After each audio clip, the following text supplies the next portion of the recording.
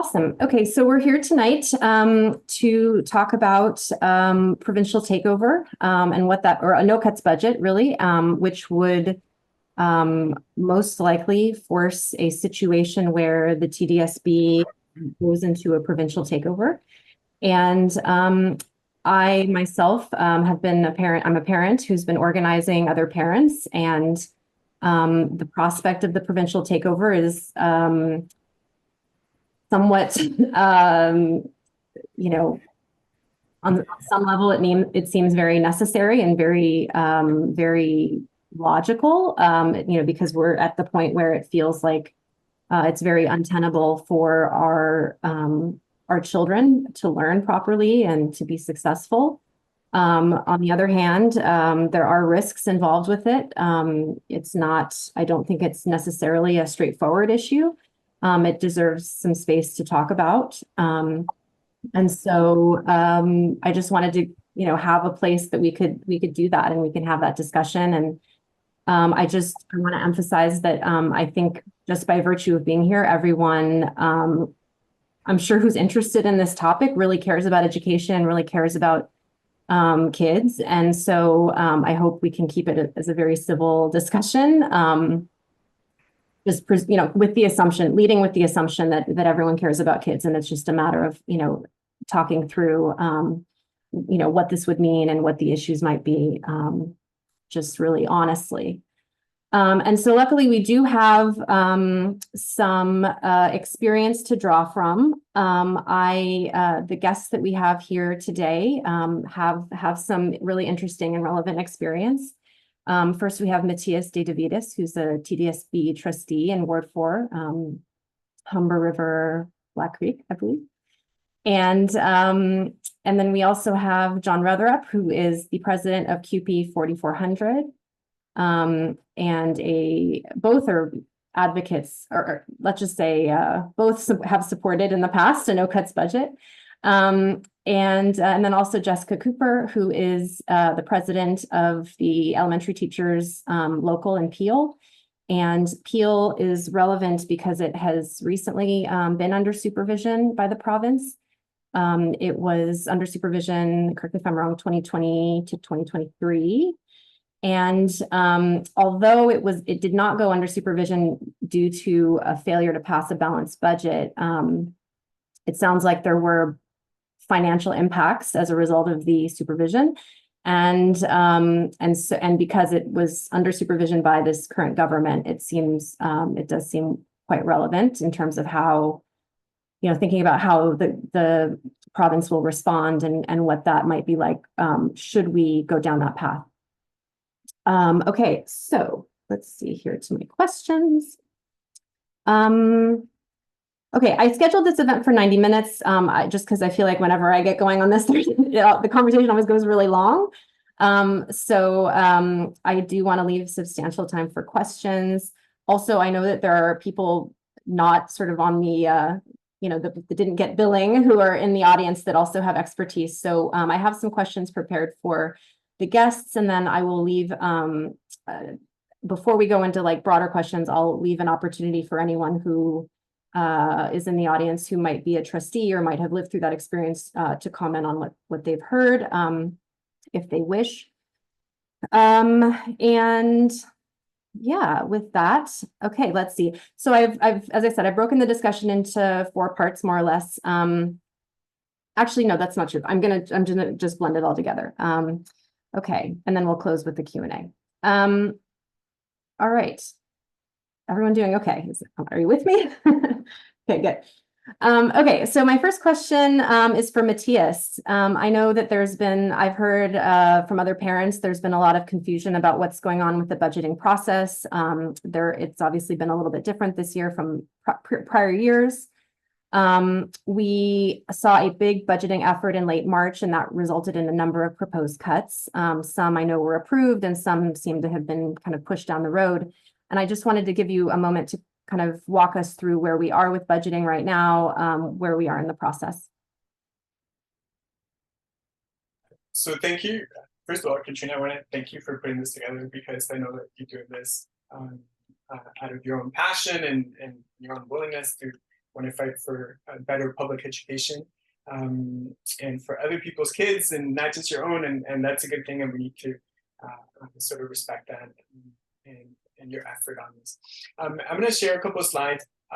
These may not be new for folks that have been following things, but to be honest, I found it a good refresher this morning because March seems like it was 10 years ago.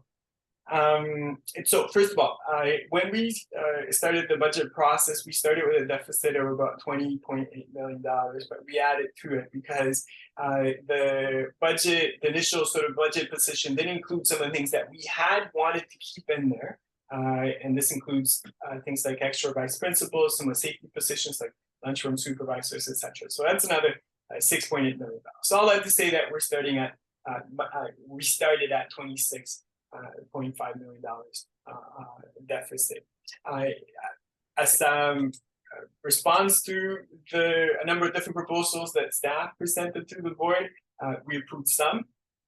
And basically deferred, delegated, or simply said no to a number of other things as well. So I'm going to do the short version of that because I want us to get into a place where we can have more of an exchange, but we can always refer back to some of these numbers so we know where we are.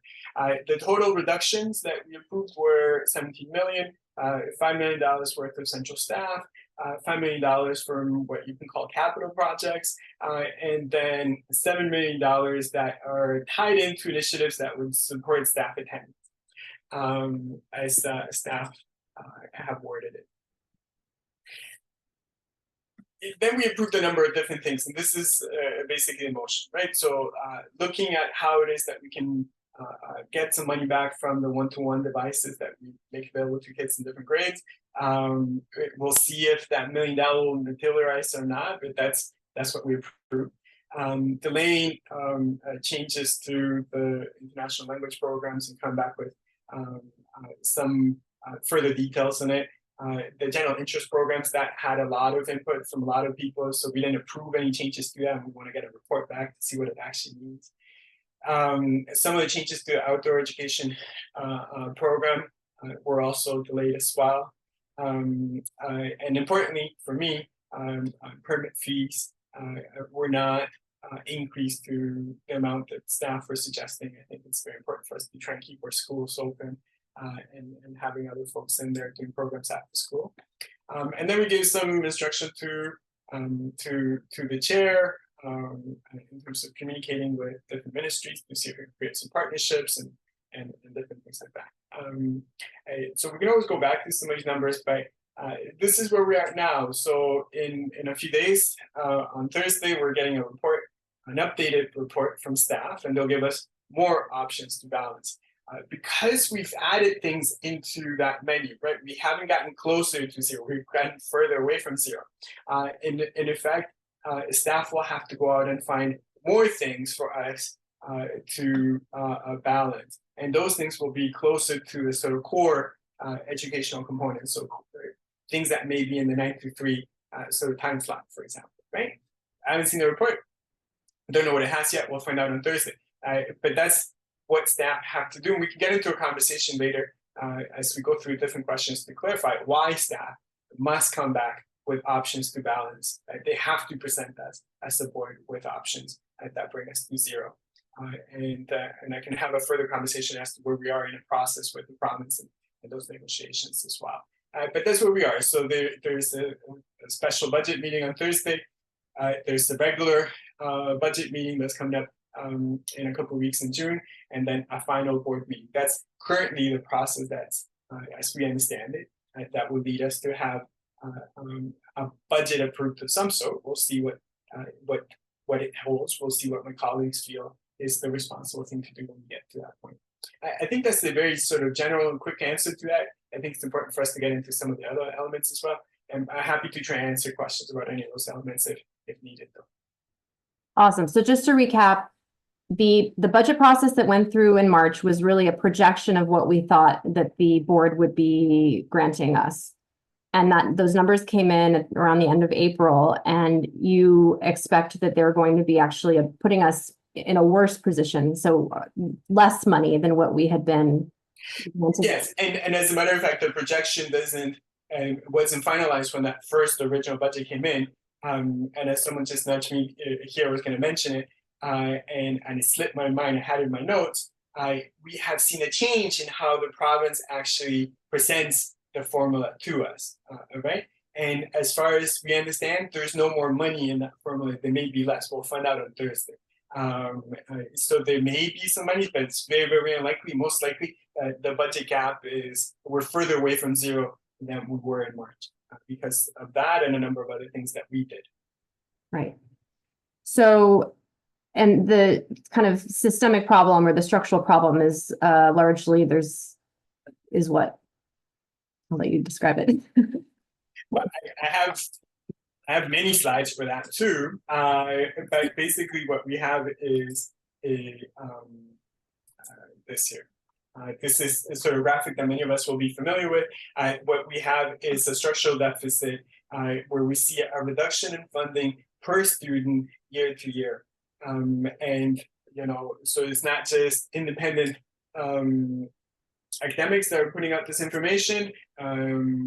We also, like my good friend Ricardo, we also have OPSPA now that has put out similar numbers, similar looking numbers. If you do the calculation per capita, per student, adjusted to inflation, you see a significant reduction. Right. And this reduction over time has a compounding effect on our ability to be able to continue to provide the same level of service. So it's easy to say to find savings. People like to say that, especially if you're not connected to the school system, you don't know how schools operate. But the fact is that we've had a structural deficit one way or another for over 20 years. So it's not like there's a lot of fat in the system, right? Like there's no real waste. And you can talk to any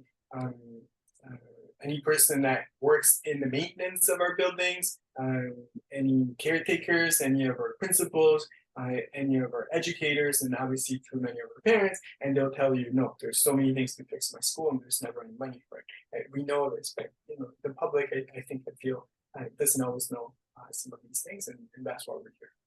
Right. And so when the province says things like, this is the most we've ever funded education, and things like that may be true from a dollar standpoint, but in terms of inflation and things like that, it's just not accurate. Is that right? 100%. And the example I always use with people is, you know, I can go to the supermarket and spend the most amount of money I've ever spent on milk for the month, but that doesn't mean I'm getting more milk. And so the province can talk about the greatest educational investment in the history of Ontario, but that's just inflation. That should happen every year, unless you have a significant drop in the number of kids in the system, right?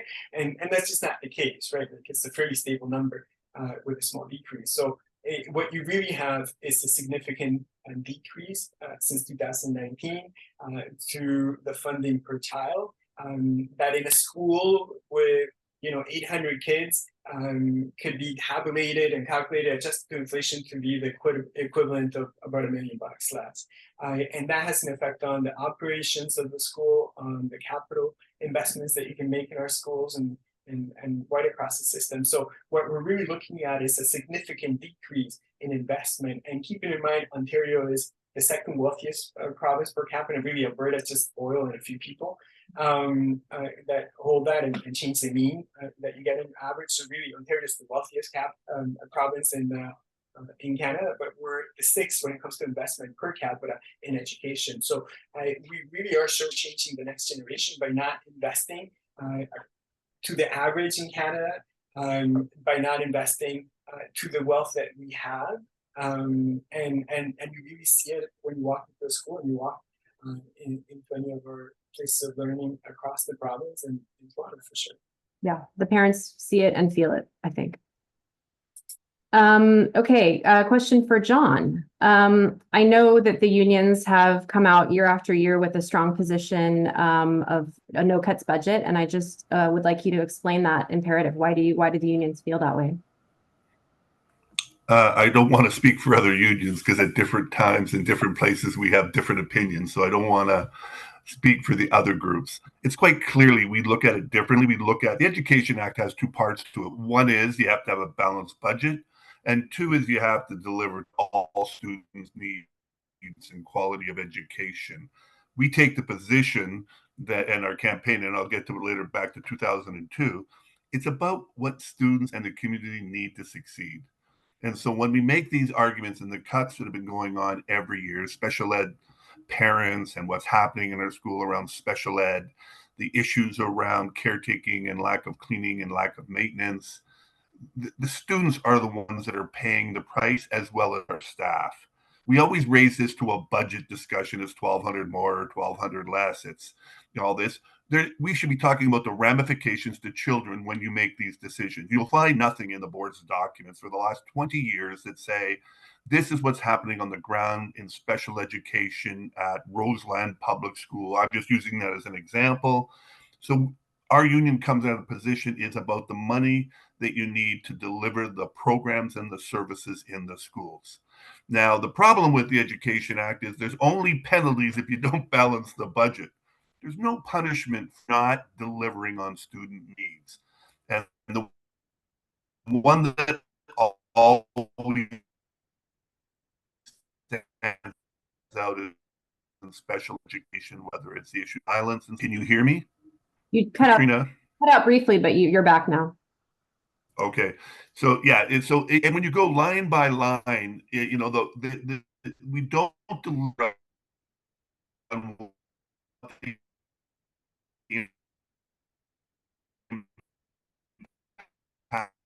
We're losing you. Sorry, John. John, are you there? School, outdoor education, and the fact that the adult education. You know what I'm going to do? I'm going to go on my phone. Okay. Can you hear me, Katrina? Yes, I can. I'm going to try to go on my phone so you can hear me. Okay. All right. Please join. That was quick. All right, guys, one moment.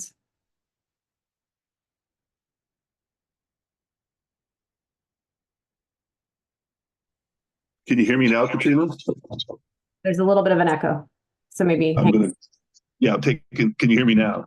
Perfect. Go ahead. Yeah. So it's really I'll be very quick because I know that it's a lot of people's time. We look at the student parent needs and the community as opposed to the budget lines that they like to talk about, right? That the board's overspending here, there's this problem over there. We think they should concentrate on what is required to deliver the programs, what the boards do, and the board should be putting forward what is happening in the schools when you make those cuts, when you cut the school-based safety monitors or you cut the caretaking staff or spec ed. For some reason, we're talking about, you know, the $25 or $30 million this year. Ask any parent what's going on in their local community school last year, and it was bad. And it was bad the year before. COVID kind of broke it up because there was that whole issue was bad for everybody kind of thing. You go back to the last time I asked for it, in 2018-19, we were having this same debate saying you can't keep doing this, and you gotta measure how it impacts students. And not these simple tests that they can manipulate by changing the rules as you go along, now saying, you know, our academic standards are getting better. And when you go all the way back to 2002, and I'll talk about the advantages of what happened then, but it's allowed over time to cut away at the core programs, continuing education being one. In 2002, the ministry had come in, rolled in with their supervisor and auditor, and they were going to cut all the Con Ed programs. The public outcry and all that, they were all saved. But over time, because of the funding, they get rid of it. Same thing happened with our school closings. If people may forget, 2002, they were going to close 120 schools in Toronto. The outcry goes up, parents start standing up, and those things are closed. Outdoor education was going to be shut down. Swimming pools were going to be gone.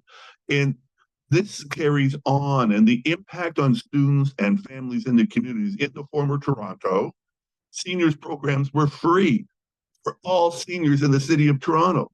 Now they're cutting the programs completely. So this is an ongoing trying to get to a place where budget people are. This is about the provincial government, you know, taking the money out of public education and putting it in other places. So we really got to change the discussion. Well, you know, it's up to 5. Nobody cares about the funding formula, except a couple of us who sit around reading it all the time. Parents don't have any clue what that means. Got a $3 billion budget. How does it impact? What they know is what's happening to their children in schools. I know what's happening to the staff in schools. And it's not only the staff, we represent teachers and principals. Everybody's saying the same thing. And that is the current problem. This budget will just make it worse. And we need to understand what's happening. You ask a spec ed parent in any of our schools, and the services have gone down the hill. Autism, epilepsy, all the exceptionalities. Those resources have been dwindled and dwindled. So every year we say, you can't just make more cuts. You have to recognize where you are, and you have to change how you operate. So whether it's, like I said, international languages are a key to learning. How is it possible that we're making it less and less than what we had 20 years ago when we have a more diverse city?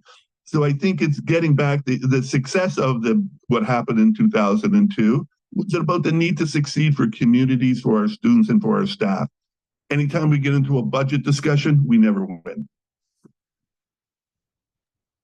Thank you for that. Jessica, a lot of the things that I hear from some parents occasionally is that, well, the TDSB has a problem with managing, there's too much administrative, bloat, blah, blah, blah. And I know you're not in the TDSB, you're outside of the TDSB in Peel, but I'm just curious, from your point of view, do you see this as just a Toronto problem, or a TDSB problem, or do you see this as a problem that extends to Peel and other areas? This is most definitely not a Toronto problem. This is an Ontario problem. There's no possible way for any board in Ontario to be managing to create a balanced budget without cuts, because the funding that's coming in is short. It's $3 billion short of what it needs to be. The funding that we're getting for per pupil now is in real dollars, so accounting for inflation, etc., $1,500 less per pupil than it was in 2018-2019 school year. That's a huge, huge loss. So there's no possible way that we could be creating balanced budgets without cuts, without cutting corners, without figuring out how to create that balance. Even OPSPA, and we are not usually on OPSPA's side, even OPSPA has sounded the alarm to say that the 2024-2025 budget is not sufficient for schools. So it's not a Toronto problem at all. This year, like this past year in Peel, we've had to dip, the boards had to dip $33 million into their reserves. Wow. They can't do that every year because the money's gone, right? We keep dipping into reserves. Eventually it's gone. And then what do? Well, you have to cut support staff. You have to cut custodial staff. You're working in dirty schools. The kids don't have the supports that they need, particularly spec ed supports, English language learner supports. And all of those things are creating like this perfect storm to destroy our public education system. And so like EPFO put out last week, I think it was, a statement calling on trustees to reject any cuts to programs because we need them. We can't continue in this cycle. It's increasing violence in our classrooms. It's increasing absences of staff and students. And like the more teachers are away, the more support staff is away, the more the students need support that they're not getting, right? The more that custodial staff are not being in our school board in Peel, they're not covering absences of our custodial staff, right? So they're saving money on the facilities in our school. In one of those ways is through that, which means that we're in dirty schools, right? Which makes people more sick. And so we just keep going through and through, but this isn't just Peel. I talked to Helen, president at ETT. It's the same in Toronto. I talked to people in Hamilton. I talked to people in Ottawa. I talked to the presidents all over Ontario, and it's a problem everywhere. Yeah, cleanliness is a huge problem in our schools, certainly. Okay, back to John. I want to hear from you. How would you characterize the outcomes of the 2002 takeover? Obviously, a lot of people characterize that time as something that we still haven't recovered from, like that, that was sort of like the beginning of the end in a way, right? That the cuts that sustained during that period. Why shouldn't we be afraid of that? I think, well, there's nobody knows what, I think there's some misinformation out there. The actual cuts that were going to be implemented in 2002 were not implemented. They actually had a $90 million deficit. Paul Christie came in, couldn't deliver on it. Soon after was the election, he was removed. There was 3 school boards at the time that did this, Ottawa, Hamilton, Toronto, who went into the position. This is the time when, and we got hit the hardest. Don't get me wrong, there was secretarial staff cut, caretaking staff cut, different programs, but it was nowhere near what the problems were going to be. They saved schools, they saved a whole bunch of things, and the government was found to be misleading the public and was thrown out in the next election. Because all the auditors who've been through our board and all the financial officers all the way through, but in 2002, when they started doing this, they saved the jobs, they saved programs. There was money that had to be reinvested. Outdoor education was cut, put back. Continuing education cut, put back. Swimming pools cut, put back. Schools that were going to be closed were reopened. And that's not only in Toronto, that was Ottawa and Hamilton. It was a net benefit for them to do it in real dollars. Now, over time, they tried to go back and take that back. And as you know, that, you know, the people who were on the board at the time, Kathleen Wynne went on to be premier. We could discuss the Liberals later. Shelley Carroll went on to be budget chief. Donna Cansfield went on to be minister of education, even though she was not part of the solution, that she understood these things. So this myth, and this has all been analyzed. It was a net benefit to the school boards to take the province on, to save the money at the time, and all the analysis of it. They taking on at the time, that ended up being TDSB, Ottawa, and Hamilton. The internal writings from the Tories, it was their downfall. They knew that if the risk was that they take it. So the downfall is, don't get to trustees, what I've talked to, you don't get to control. They lost their control at the time, but they made the government wear it. And when the government started seeing that those schools were closing and the programs were closing, they had to back down and put more money into the system. And it was shortly after, like I said, Christie was removed. All the people they put in place in 2002, not one from education, whether they were the auditor or the person who took it over. You can go through CBC, still just Google it. They'll tell you Christie couldn't solve it. He wouldn't be able to solve it for 3 years. And it's interesting, the election platform for the Tories in 2003 was that they were going to put more money into public education because they knew they were going to get hammered and the problems that they had created. So this false kind of narrative of what happened in 2002, when they stood up to them, they did not take the brunt of the punishment that was coming. Not that they didn't take any punishment, because clerical staff, there was a whole bunch of groups of people that were hurt and students were hurt, but it actually slowed it down and actually put more money back into the system.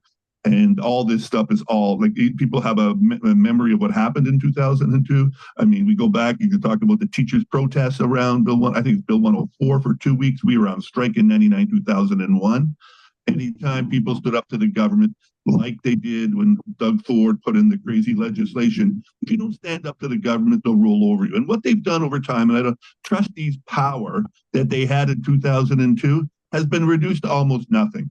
You can't speak out, you can't say anything, but the actual myth that 2002 didn't deliver is a myth. And there's people out there saying it, but it's quite easy to go back and read the analysis. And I went back and looked up the newspaper articles at the time. There's a couple of reports out. So that this false narrative, and you can talk, there's still people around. Shelley Carroll's a budget chief of the city of Toronto. Those people can tell you what actually happened. I know there's one trustee left probably from that period who has a different opinion, but that would be a lone soldier that was voting to actually pass a budget. And it was a $90 million cut at the time. And it ended up, he said he could find, I think, about $20-30 million. Christie, it was a myth. It was a numbers game. That it was a bad hit on parents, on staff, but it would have been a lot worse if the trustees hadn't stood up. And it led to a different government. We could talk about the problem with the Liberals and all the things, but it got a little better. It got a lot better with standing up. But over time, governments, doesn't matter their stripe, when they're looking to balance their budgets and not worry about students, then you get into these budget discussions, which are very hard to sway over. And back in 2002, you know what the argument was? We have too much administration.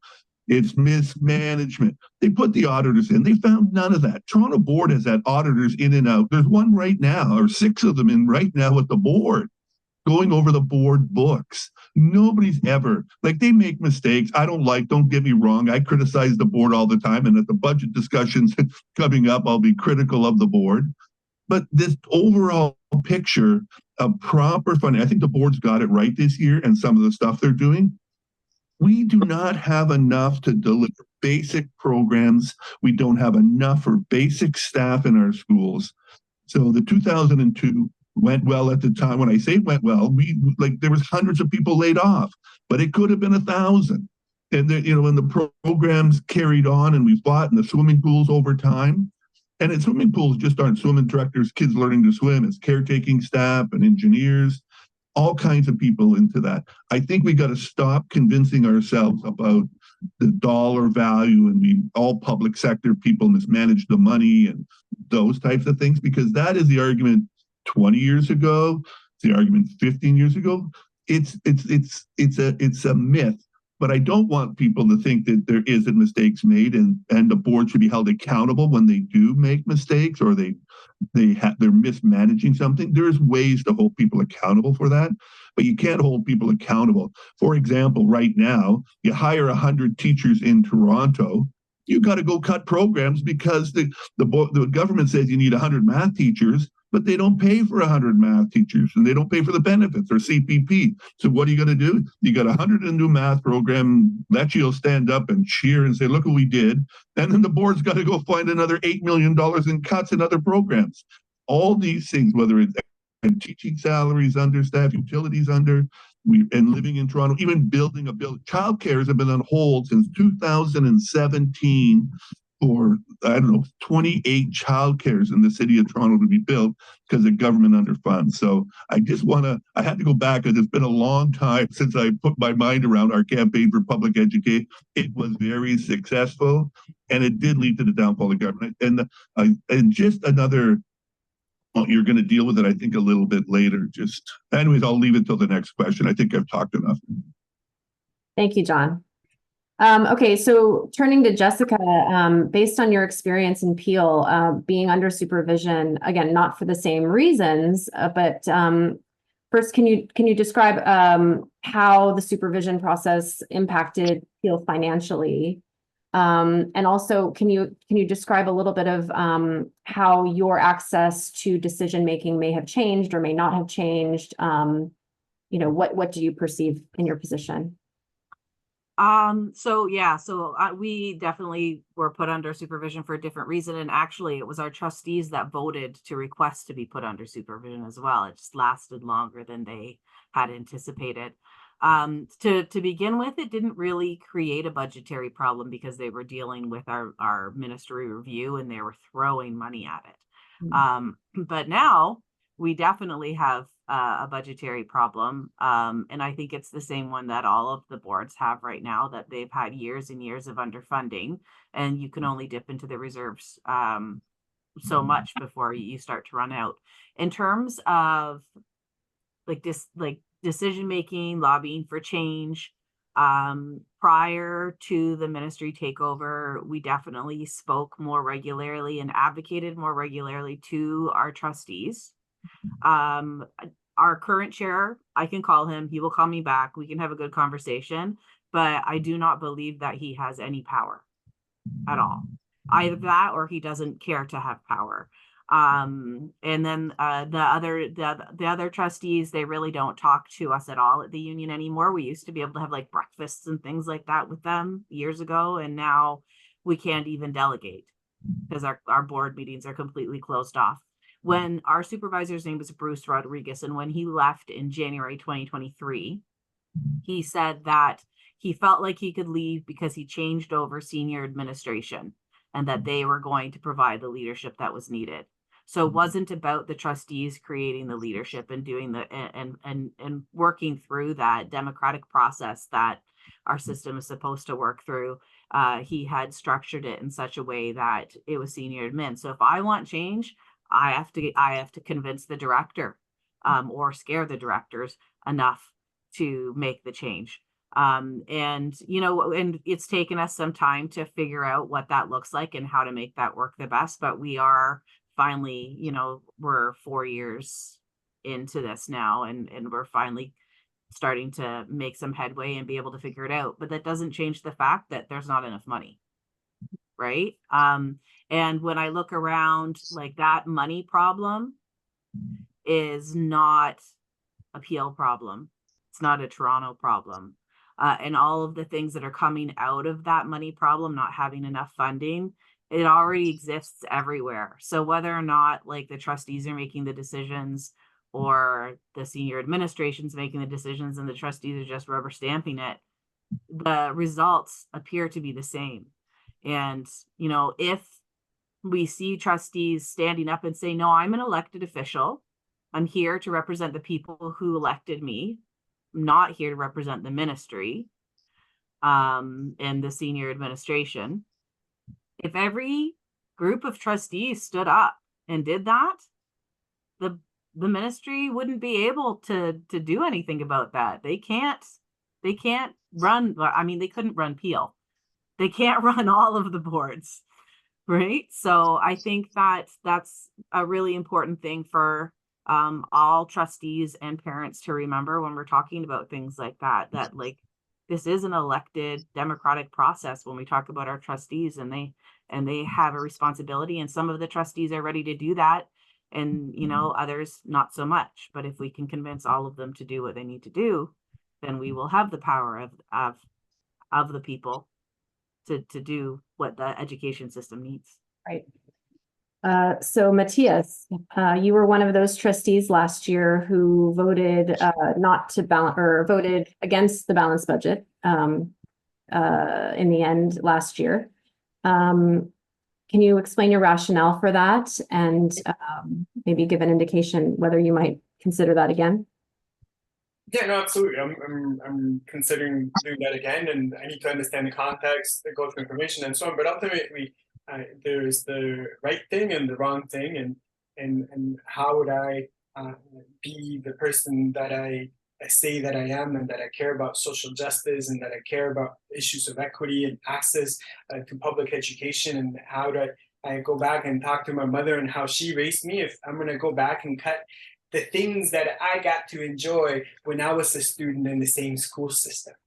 How do I sort of equate those two different juxtapositions in my head? And I can't. And so ultimately, it is about right and wrong. And I want to pick up on what Jessica said, because I think it's very important for us to know that really we're not just fighting for public education, we're also fighting for a functional democracy in Ontario.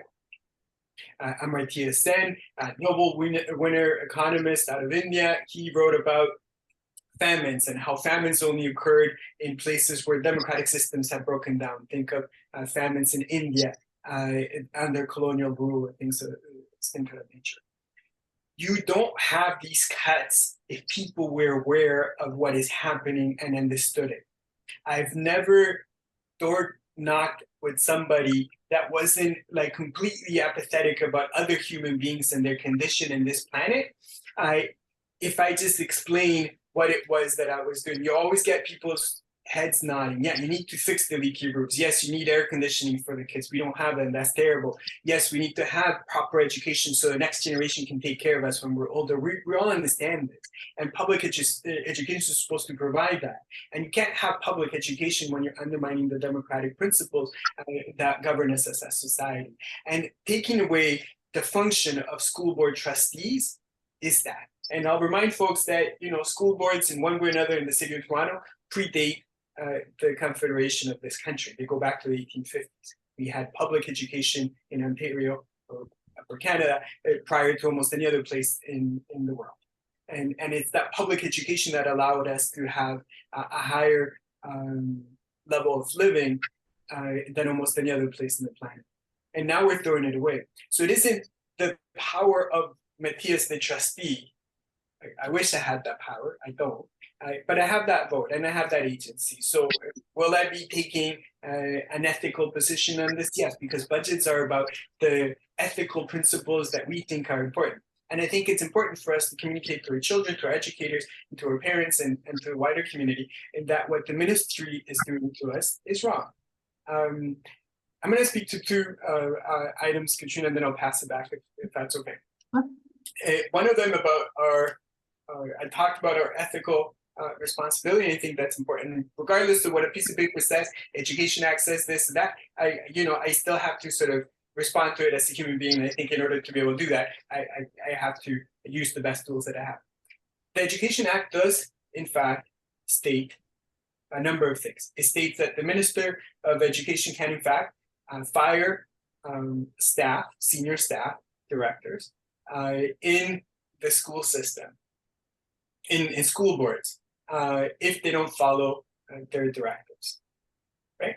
So when we get a report from staff, and the report from staff has a number of different choices, none of which have pedagogical sort of concept behind them, but they're all financial sort of led initiatives. That's why, because they have to by law present a number of different options. Okay, they have to. The Education Act also, in fact, states that we have a fiduciary duty to present the balanced budget, but it also presents a number of other things that we're responsible for. So there are sections in the Education Act, and I'll drop the links in there in a second, that state that we have a responsibility to ensure that we have safe school environments and that we're providing a quality education. And so it is too simple an argument to say that the Education Act says that we have to balance.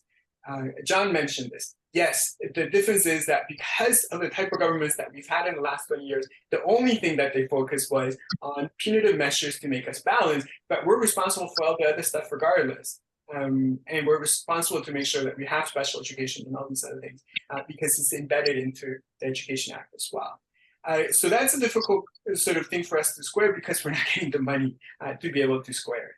And that's difficult. So I'll drop in the sections in the Act for folks that are interested or not. I actually read through it in the last year because I thought it was important. I kept on being told by legal folks and different folks in the school board that I had to do X, Y, or Z. So I went back and I actually looked at the actual sources and went back to talk to other folks. And then I'll remind us of this. Yes, the school boards predate Confederation in one way or another, in the same way that the city of Toronto, old city of York, predates Canada. But neither school boards nor cities in this country exist within our political framework, right? So we have a constitutional framework that does not include cities and definitely not school boards. And as the result, we're basically at the mercy of the Minister of Education. But ultimately, the decision that the Minister of Education will take on whether or not we need to be punished for not balancing a budget will be a political one. It won't be a mathematical choice. He's not obligated to do X, Y, Z. We are. And the choice that they determine will be based on what they see on the ground. And if we collectively push back, I think that's an opportunity for us to make the case for better funding. And I will make the best case I can for that. All that being said, I think it's important for us to have this discussion and to understand that there are repercussions, potential significant repercussions. In 2009, we got all the money that we needed. The best case argument for it was that we got much less reduced, I think. And that was still a reduction. So we need to sort of take care to make sure that we do this with our eyes open and we understand the consequences, because the consequences are really significant. Right. Is that all? Back to me. Okay, so on that note, going back to Jessica, with the experience that you've had in Peel with the supervision process, is there any advice that you would give parents now, who are trying to organize? What would you recommend that we do in order to kind of ensure the best outcome? I think, at any given time, I would give this advice, but I think it's even more important when you're under ministry supervision, is that it's so important for parents to be informed and to really understand what the school looks like and what their child's education system looks like. What does a classroom look like? What's happening in the schools? And when you identify a problem, that you bring that problem to the forefront and you share that information with the people who need to hear it. And if it's not the trustees, then what we've shifted to start doing is MPPs, right? If you're under ministry supervision, then it's the MPPs that need to know. And ETT has 10,000, 11,000 teachers in it. I have about 7,000 teachers in my board, and that's a whole lot of letters to go to one MPP. And when you can also bring in, all of, the parents and community on that as well, they do eventually fill up you get bounce backs because their inboxes get full, but they do have to start talking about it somewhere, right? And we know that the education minister can be quite flippant and disrespectful when he talks about, how the education system works and we have enough and all that sort of thing. But we really just have to keep pushing. So parents, find out what's happening and talk to the people who can actually make the changes, right? And if it's not the trustees, if it's not senior admin, then it is our government, and it's our government that needs to change, and it's our government that we need to force to change.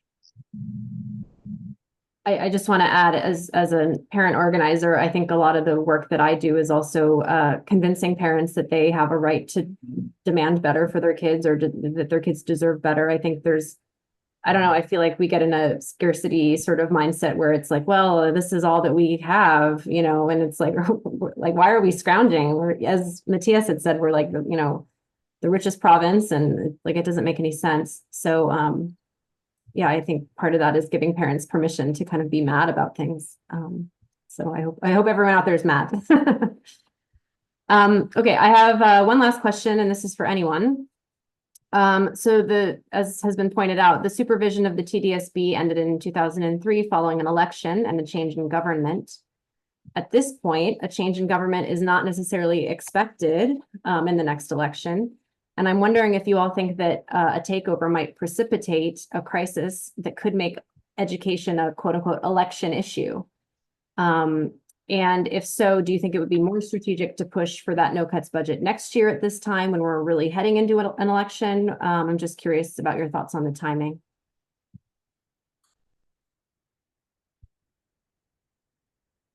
I have a quick comment on it. I think timing is a horrible way to do it.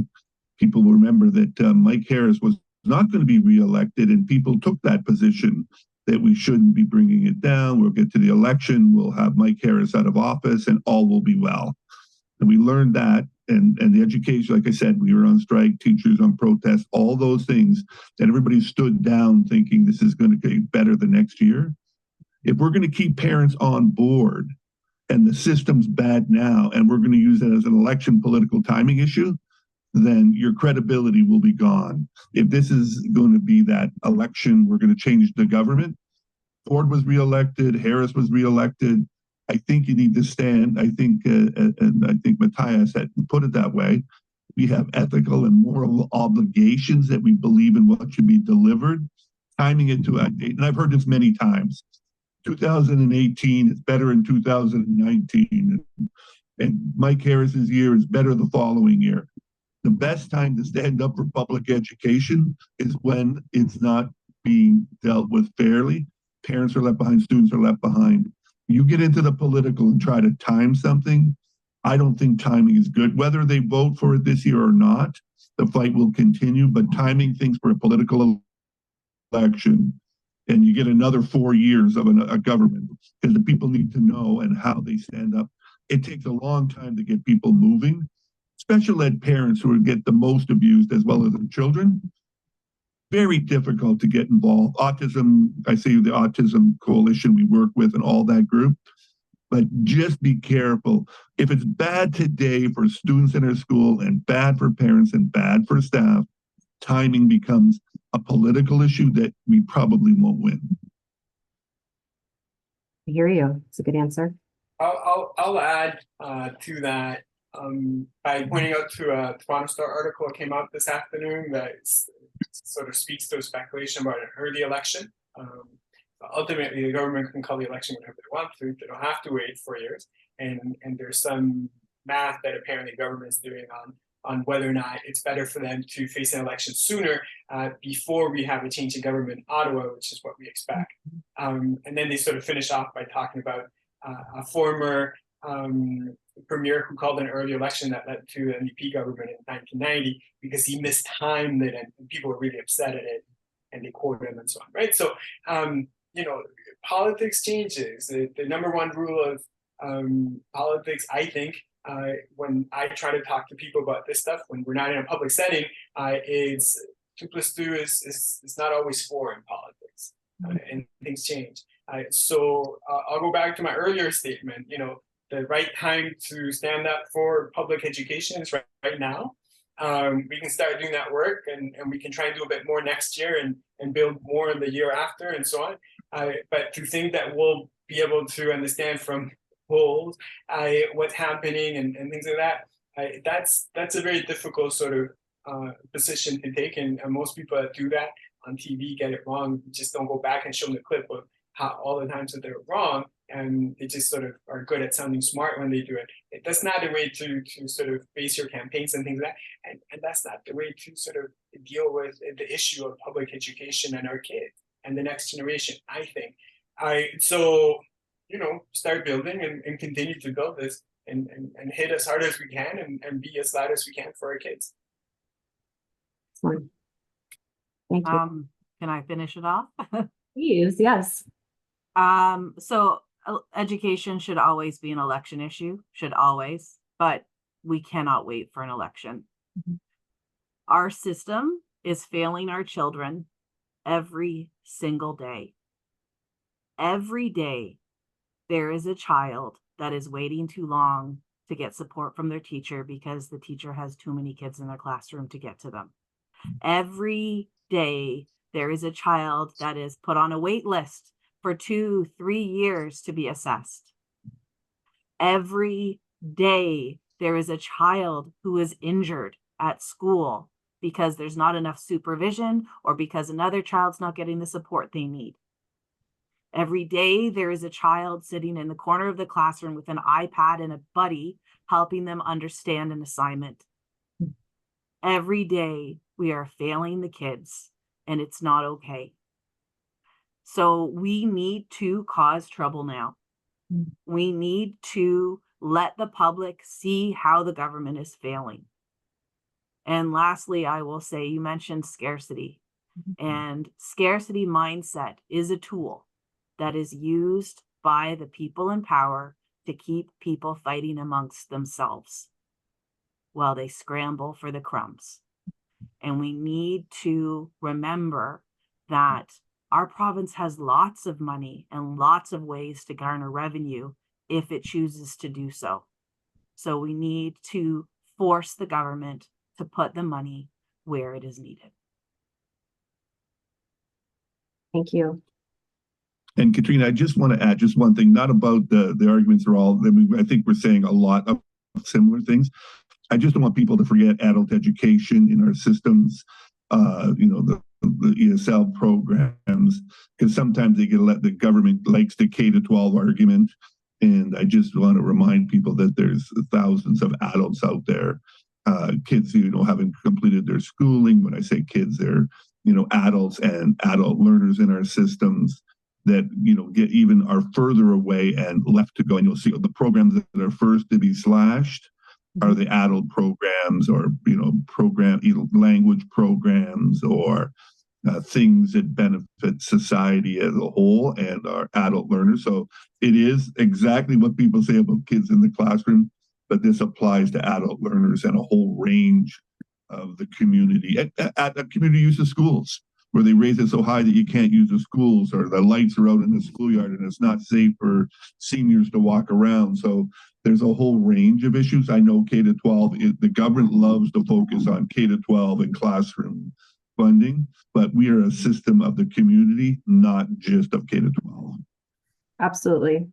Yeah, I mean, I've heard a lot of testimony from a lot of immigrant parents who feel connected to the community, because, their kids get better connected because they're better connected. There's a lot of benefits, even to the K through 12, but just by having those programming for adults. Okay, now, so we're done with my questions. I wanted to give an opportunity. I know there's some folks who you probably know who you are, trustees or directors of other organizations, or is there anyone representing a group like that that would like to add a comment or question?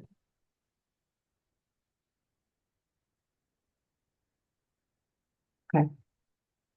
Well, if I see you, I'll prioritize you, but then in that case, I'll open it to other questions if anyone else has questions they want to ask.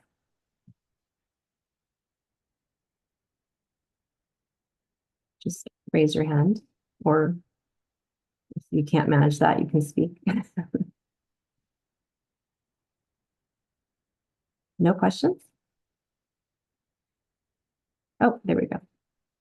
Sandra Huh, who is one of the directors of Ontario Autism Coalition. Thank you everyone for attending. I just wanted to say a statement about everything that was said, and certainly I feel very strongly in very similar veins to everybody that spoke tonight.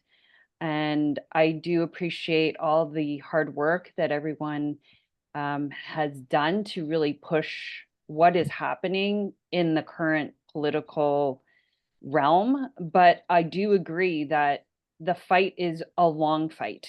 It's not just this. It should be a long-term fight, because as a parent of an autistic child and who attends school, I will tell you that it's not getting any better.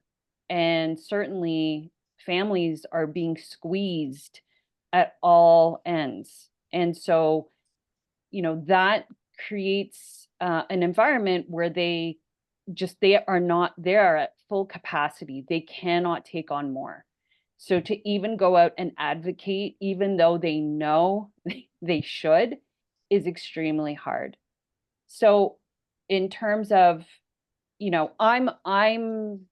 preaching to the choir with me, because I have no problem getting out there and yelling. But I guess my question is to the panel, any one of you, how do you feel, we as parents can get through to other parents who aren't convinced that, pushing for a no cuts budget is going to change anything? Because there is so much apathy out there right now. I was speaking to a parent like just the other day because they were pissed off that their high school kids had to be wrangled into a gym because there was no teachers available to teach their classes, and their classes essentially got canceled.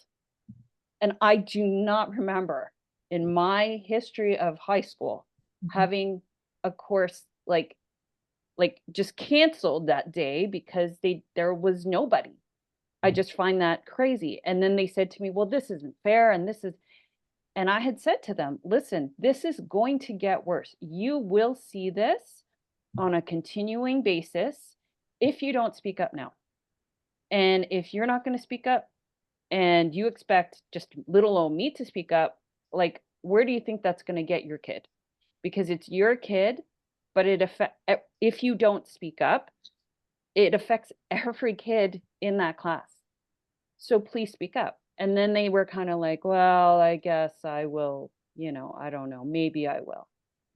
But it's so hard to convince these parents. There are parents that are just like, I don't have the time. So I guess, again, you're preaching to the choir, but and I have lots of conversations with different parents across this city and in this province, and the apathy is real. It's actually scary. I'm like, you're just going to sit there and not say anything? okay, well then don't complain. But then I feel mean. I feel mean that I'm like saying that, but that's the reality. Like you get what you get and you don't get upset. I mean, but I don't know, any advice? Any good tips? I think as folks that are trying to organize and to bring people into the fold, yeah, it's frustrating, right? Because the apathy is real everywhere. It's real within the unions too, right? I'm sure other unionists will agree. And it's about our strategy recently has been to create things that people can do to engage and to find information with as little effort as possible, because the apathy actually, I truly believe, comes from exhaustion. And so, families and parents, they just don't have like the energy, the resources left within themselves to do it, right? So one of the things we're trying to do in Peel, and I know that somewhere out in Toronto, there's something similar. We're trying to create a public education Peel group, and we've started a website, and we've started collecting names. And we're hoping to baby steps get people into doing some advocacy work with like quick little things first, where all you have to do is press a button and put in your email, and then you have to add a little bit more and a little bit more. So we're trying to help people to understand what they can do and where they can have change. But I think that the biggest piece is showing them that they can do it. It doesn't take that much time. And then of course, like, pictures say 1,000 words. So like if you are, there, whether it's a testimony or an actual photograph or whatever, like those things are real. Like I'm sure Toronto probably has them. Peel has videos that the kids put up all the time now, right? And that's actually what our schools are like. Like that's not an extreme case. It's just the way that it is. And so talking to parents about that as well sometimes really blows their mind. I could tell you in 2002 when we did this, it was the same issue around apathy, but it really was about like the autism has their set of issues through the Autism Society. There's the ESL language issue. It's how you bring groups together that can deliver those messages. Because you're right, when you're talking about they're all put into the cafeteria or my school has this, but you bring the organizations together because parents actually in a long-term fight, I mean, there's a whole completely different fight between elementary and secondary on what parents see as important. So it's about having messaging out there that parents can understand. They see it in what's happening and they believe what you're saying, and that there's people out there who are fighting on their behalf and that they will support you, because assigning them things to do, like we're from Toronto where people have to have 3 jobs, can't afford to pay the rent. If I'm a special needs parent, and all the work that goes into that when they've cut off the autism therapies that's provided, or on a 3-year waiting list, we need to provide leadership in those areas so that parents can understand it. They can do it. We'll have a little bit of organizing on the ground, but the expectation that you're going to rally parents all the time for a long period of time, I think is false. I think you need to be able to clear message, and it has to be meaningful to the people who are in special education, or meaningful into language issues, or meaningful into the equity issues, and they will come together. But if you're thinking that it's about parents doing it and they're just going to take their time, people's time is full just trying to live nowadays. And if you have special education children, the extra time that goes into that, they're worn out. And the expectation that that's going to be this great growing. I mean, we all want to organize parents. I know I tried it. And by the time we got up to grade 4, the parents in grade 2 wanted to talk about early childhood education in kindergarten. And the rest were talking about what does a high school look like. So I think you really need to have a collective of the issues that are easily explained. And let me tell you, nobody understands funding. We went through this. We had Hugh McKenzie. We had the Center of Policy Alternatives. All that parents don't even, it doesn't mean they have their own financial problems. They need to understand that you understand what's happening with their children, what's happening with seniors, what's happening with adults, and that message has to be clear and concise so that they can support. But the fact that they're going to hit the streets in masses, I've never seen that movement. So I just be careful that these people, parents are tired, seniors are just barely making it, and the expectation on that on the ground is, I think, a little high. I think there's lots of parents who want to participate. The board survey, I think, was 7,000 people, very supportive of what the trustees were doing and trying to not cut these programs. I think the fight we have all the time is the programs we deliver and the services we provide, and then that whole fiscal analysis, whether auditors do it or Stephen Lecce stands up and says, you know, I'm spending hundreds of $millions more than we've ever spent. I think parents understand what's going on in their school. They just need somebody to provide the information and the leadership for them. And it's got to be straightforward and truthful. Can't be misleading and trying to get them to go a certain way. Did you want to move on to another question, or can I? Yeah, if you don't mind, or unless you want to. Okay. I just wanted to comment. It seems like John's comment is a good time to share my my toolkit for, you know, kind of. I agree with John. Parents have their own little siloed problems. Just as he said, the kindergarten parents are interested in one thing, and you know, the classroom sizes in kinder, and then, you know, other parents are interested in other things.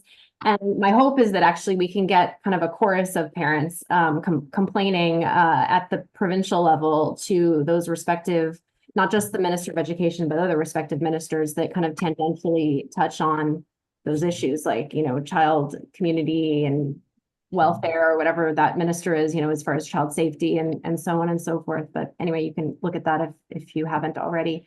Okay, I wanted to take another question. I see Helen Victoros, who's the president of Elementary Teachers of Toronto.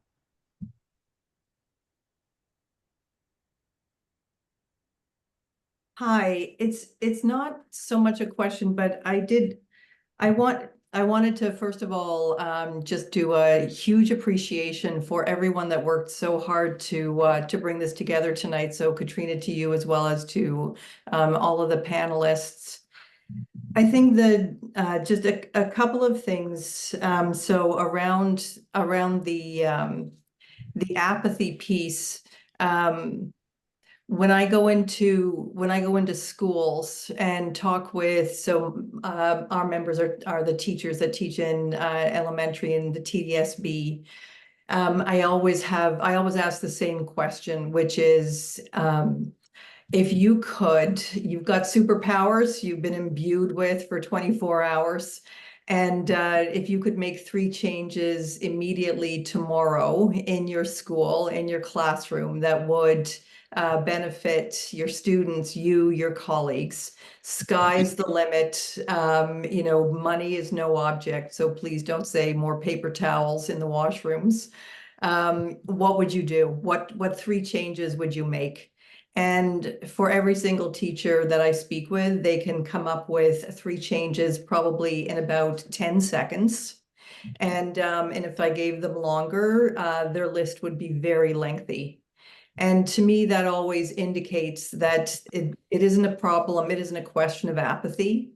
It's everybody feels, and Sandra, you had talked about this as well when you talked about the parent that you spoke with that was so pissed off at having their program canceled, that there is a lot of anger, there is a lot of passion, there is a lot of concern. People can identify the issues immediately when you ask them that simple question. And if you ask parents, you get the same thing, I'm sure, very, very quickly. It's what are we creating to channel that anger, and to say, you know, so these are the things that we want. This is our beautiful vision we've just created about a strong public education system. What that looks like are based on the answers to that simple question. And now how do we go forward and actually, you know, fight for those changes? And I think the The challenge is, coming up with our strategies and our plan of action, that's sustained. Because sometimes I think where one of the problems comes in is, if at first, our first action that we pull people together around isn't successful, sometimes, making sure that we take the next step can be a little bit more difficult. But I honestly believe that all education workers, teachers, parents, and there's a lot of crossover between those groups, feel very, very passionately. And the thing though that really struck me so powerfully, in this discussion was everyone talking about the two sides of what our commitment is supposed to be around a strong public education system. So, we're supposed to have a balanced budget, but the much bigger piece that we're all in this room around is actually delivering the kinds of and having the kind of public education system with the kinds of programs and services that allow every student to have their needs met as well as thrive. And it has struck me very powerfully during this discussion that where we continuously focus is the balanced budget piece. And why is that? Like, why have we allowed ourselves to be co-opted by, successive right-wing governments with terrible austerity agendas that, where we're seeing the transfer of wealth from our common good to a smaller and smaller group of people. And that we haven't taken that other piece, as seriously, or that we haven't figured out how to actually stand together and take that on. And the thing that I'm taking away and thinking about during this conversation is how do we make that piece, around every student deserves to have the programs, the services that allow them to thrive, that to have all their needs met. How do we actually take that piece and make that the focus instead of what this government is saying is their focus? And our values around, like in this room, are absolutely antithetical. Like we are all mission-driven people, either because we're working in the public education sector or we are passionate about a strong public education system. And we have allowed for years, and I say all of us have allowed for years, this notion that the most important thing is a balanced budget to take deep, deep root. And how do we uproot that and go back to what actually is important? And what do we need to do to strengthen and to shore up our elected representatives to make? I mean, it is a really difficult decision, but for me right now, the decision to stand firm around the delivery of a strong public education system. It seems like we're at a particular moment at this time where we are finally at a point where we're saying that is so much more important than what this government is attempting to do to us and to our children. And I would say to the trustees that are here, what do we need to do to help? What do we need to do to strengthen that, to support you? Is there work that we can do across the province as well? Thank you, Helen. Yeah, on that note, I have the same feeling. I feel like the trustees should really be the kind of organizers in chief, and I think the ones that have been doing that. Okay. I'm going to go to Terry Preston, who I know is a CUPE 4400 member. Hi, thank you. So just, I actually had a couple of questions and then a comment. So I think John said that the last time, trustees took a stand, the Ottawa boards, the Hamilton board, etc., were taking a similar stand on the funding issue. So they were saying, you know, we can't balance the budget based on existing funding. So I'll give you all my questions and then I'll get off. So are there similar movements happening in other boards currently? So that's one question.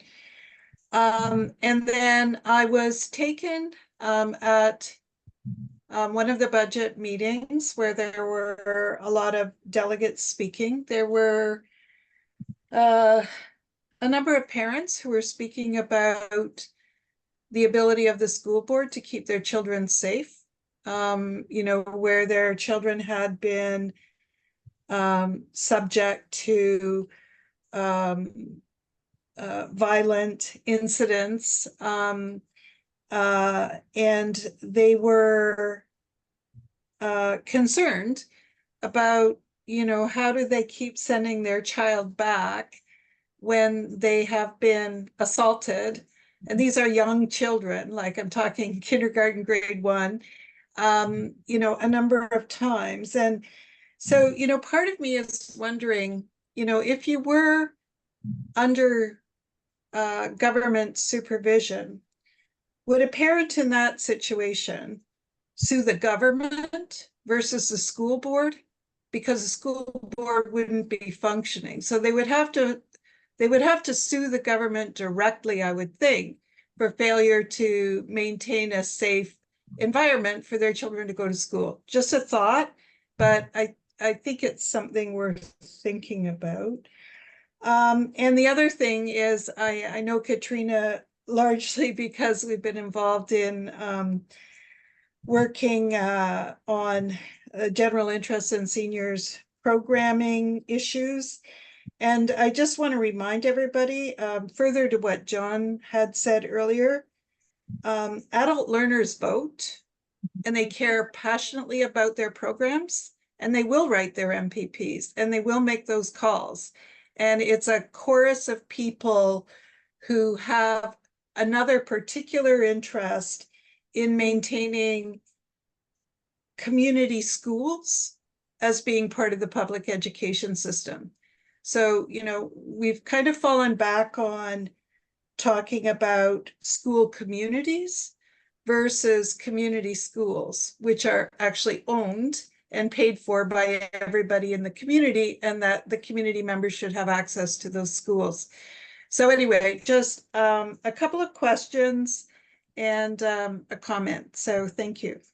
So Katrina, I'm not a lawyer, but I want to jump in on the second question because it's interesting to me.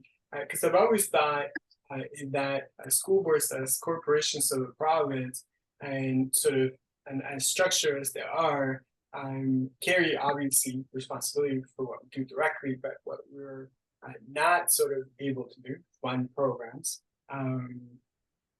it would possibly carry some responsibility back to the government. Not sitting here sort of making constitutional sort of talk, but there's nothing to prevent the folks in this room to think about what that may look like if that's one of the avenues that you want to sort of pursue to try and draw the fact that the province is not funding school boards properly. We don't have to wait until they take over. Just food for thought on that. In terms of you know, being able to connect to folks in the adult program, I think that was something that we wanted to do, and to some degree fairly successfully in the last sort of go round, and it's part of the reason why we're not shutting down the adult education programs yet, and that we want to consider and have further conversations because we want to engage those folks and make sure that they continue to contact their MPPs. And then in regards to the first question, a bit more difficult for me to speak to it.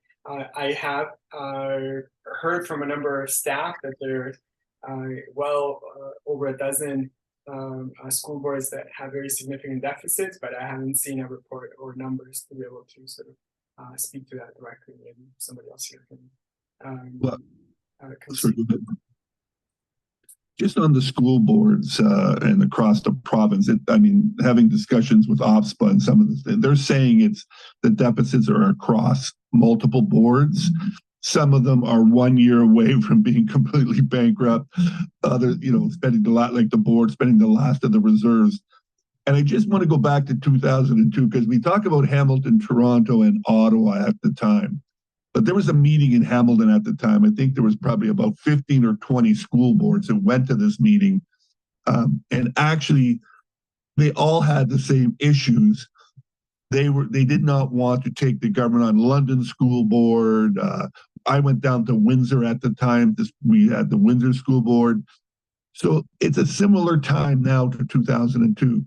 It's multiple boards. Like the Catholic Board balanced their budget, I believe, the other night. I think they've approved it, spending all their reserves. And that they had to lay off staff. And they're going to run the deficits. I think all the boards are in very similar position. York Region, and I can speak to the GTA, Durham, York Region. Those boards are in similar places. The Toronto Board is probably further along in replenishing their reserves. And that even makes it sound like when you hear the public say, what do you mean they've got all those reserves? Shouldn't they be spending on education as opposed to in a normal process, a city, a province, they keep reserves for those things. So and the other thing we need to remember, and when the woman was speaking autism, and sorry, I forgot her name, we got to remember the board's creating this crisis. John Snowball did it. We all remember, we got to create a crisis in the system if you want to change it. So all these things now, parents look and they'll say, well, look at my class is combined. My special ed child's not getting the education they need. All those things on the flip side help the government saying that they're trying to correct it. And that's why I'm saying we got to be very focused in identifying and delivering on messages to parents. Because when you look at, I just went back and looked at the research report, I think it's out of Ryerson, on what happened at the time. When governments are most likely to keep carrying on is when the public lose faith in the system. And it's a fine line we walk when we have these discussions. You have to have them, but we have to have public faith in the system, or it just makes their job a lot easier. And this whole thing about, you hear it in the news, the classes are, all in the cafeteria, or, a child has gone missing. They use that to get the public not to trust the education system, and that the government is the answer. And we need to be the ones, A, identifying they're the problem, and B, we understand what the solutions are for whether it's special ed parents, whether it's seniors and adult learners, that we really have a program that easy to understand and people understand that we're fighting on their behalf, because it's always easy to lose the financial arguments. People don't understand that what even $3 billion is. It's not because they're not smart or they don't know, but that whole issue of spending $3 billion on education, or Lecce standing up, it's another $500 million out the door. It's really about what happens on the ground with the students and with the adult learners, because the rest of it plays into there. That's why they do it, and that's why we talk about budgets, because they're trying to create a crisis in the education system so that they can privatize more and take even more. Thank you, John. Anyone else from our panel? Okay, Kayla, I saw you put your hand down. Did you want to ask a question?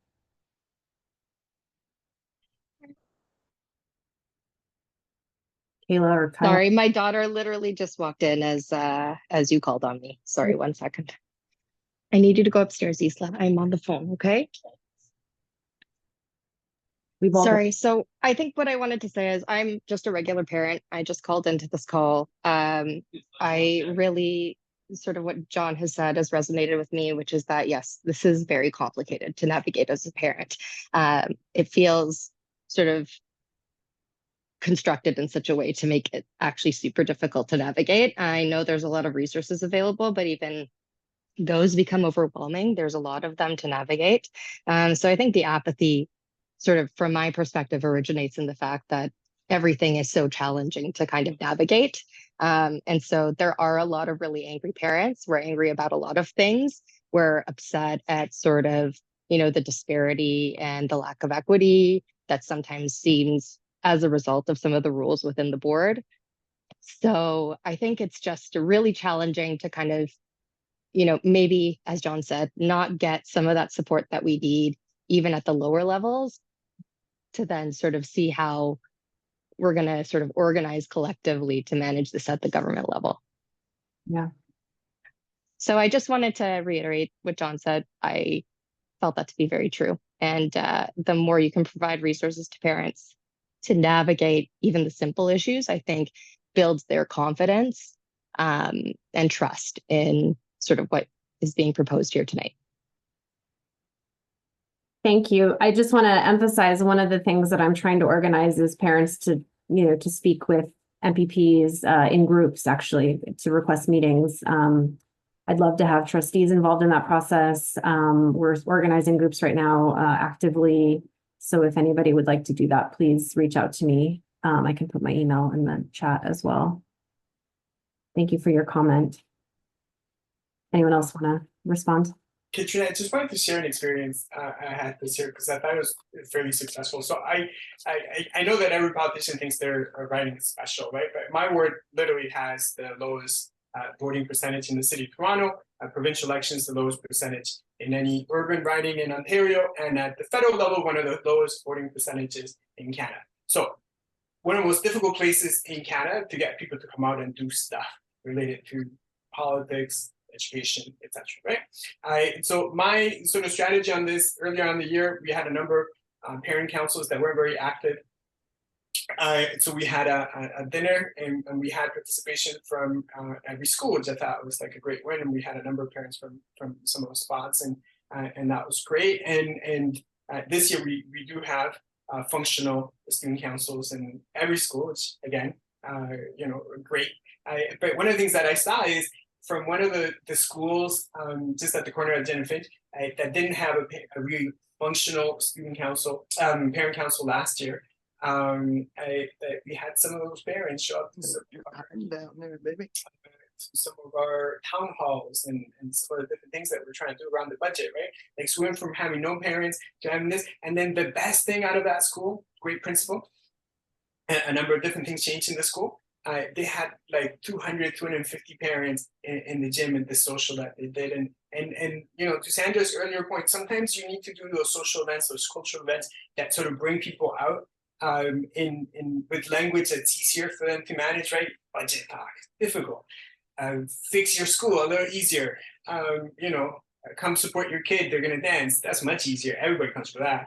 And just to leave us with this, right? Like, parents will literally die for their kids, right? So we just need to figure out how to communicate to them that what they need to do is for their kids. It's not for me because I think it's important. It's for your kids. And do it in language that can be accessible to them, and to do it in means that is accessible, and that will be different in different neighborhoods.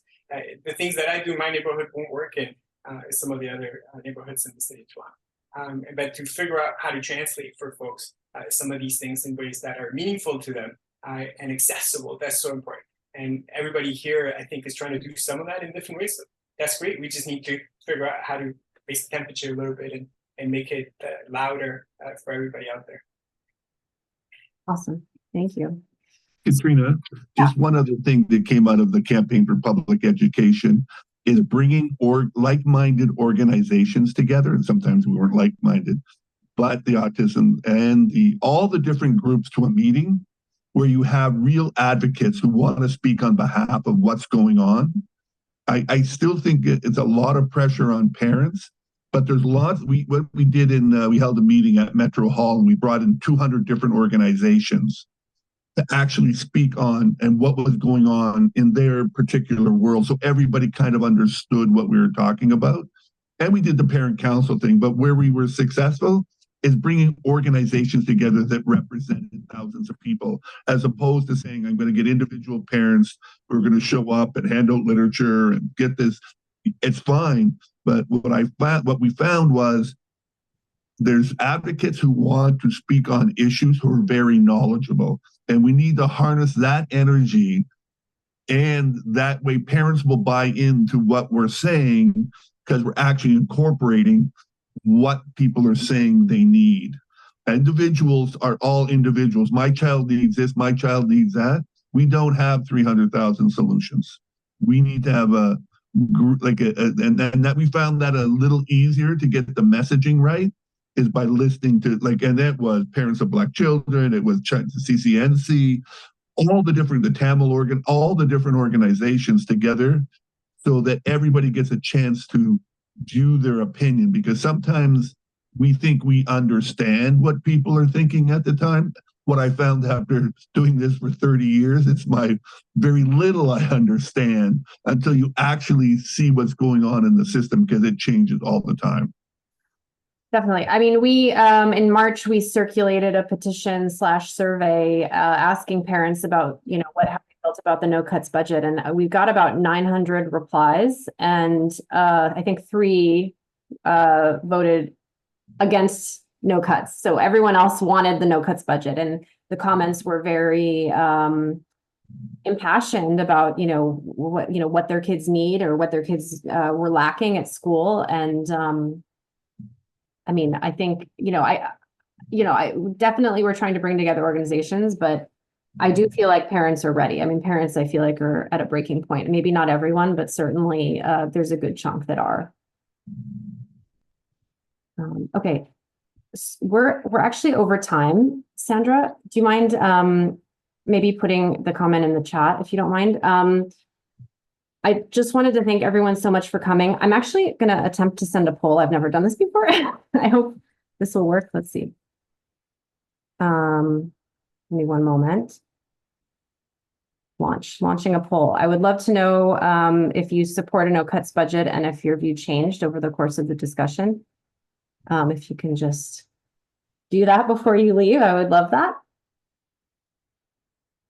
And I just want to thank everyone again, our panelists, Matias, John, and Jessica, for coming and for having such an engaging and informative and I think really important discussion. And thanks to all the parents and union members and everyone who came. I think we really are all in this together. And I'm really glad to, I'm really glad to be bringing people together, and I hope you guys stay. I'm going to add you to my list, and I hope you guys, people participate in more things that come in the future. Okay, I have only 17 responses, and there's 31 people out there. So if you could just respond, I would really love it. Thank you, Joe. Thank you, Sandra. Okay, seems like that's about it. 17 people. So 15 out of 17 support the no cuts budget. 1 said no, 1 said not sure. 4 people said their view changed. 13 people said their view did not change. So there you go. I think it was a successful evening. I hope everyone got some good info out of it. And if you have any questions, I put my email in the chat. Toronto SC Coalition @gmail.com, and I would love to hear from you if you have comments or thoughts or want to be involved more. Okay, I'm going to end this call. Thank you so much, all.